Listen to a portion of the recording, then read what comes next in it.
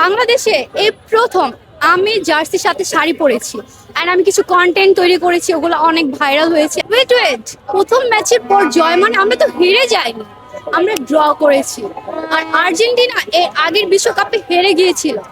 Neymar যদি নাও খেলে ইনশাআল্লাহ হয়ে যাবে। রাফিনাও অনেক ভালো খেলছে, ভিনিও অনেক ভালো খেলছে, হয়ে যাবে। আর নেইমার মাঠে নামলে তো আগুন ধরিয়ে দেবে।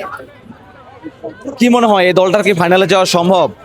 ইয়েস, অবশ্যই। আপনারা জানেনই যে ব্রাজিলের কত কত ইতিহাস রয়েছে, 5বার বিশ্বকাপ নিয়েছে। ওয়ার্ল্ডের কেউ এ পর্যন্ত 5বার বিশ্বকাপ নেয়নি। এবার আমাদের স্বপ্ন মিশন হেক্সা, তো দেখা যাক কি হয়।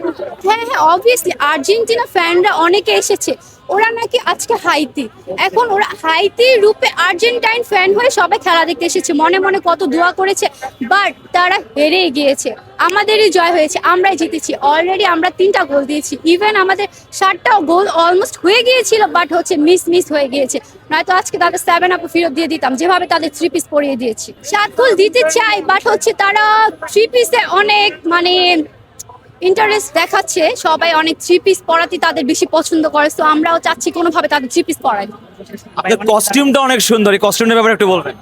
এই কস্টিউমটা ফার্স্ট অফ অল বলি যে বাংলাদেশে এই প্রথম আমি জার্সির সাথে শাড়ি পরেছি এন্ড আমি কিছু কন্টেন্ট তৈরি করেছি, ওগুলো অনেক ভাইরাল হয়েছে। এন্ড কন্টেন্টের কমেন্টে দেখছি যে সবাই আমার জার্সিতে শাড়ি পরাচ্ছে। তারপর আমি ভাবলাম যে ওরা কষ্ট করে এডিট করে শাড়ি পরাচ্ছে, আমি নিজেই শাড়ি পরি।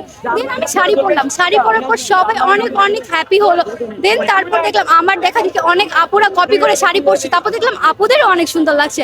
পরে আমি ভাবলাম না, এটা বাংলাদেশকে একটু রিপ্রেজেন্ট করা যায়।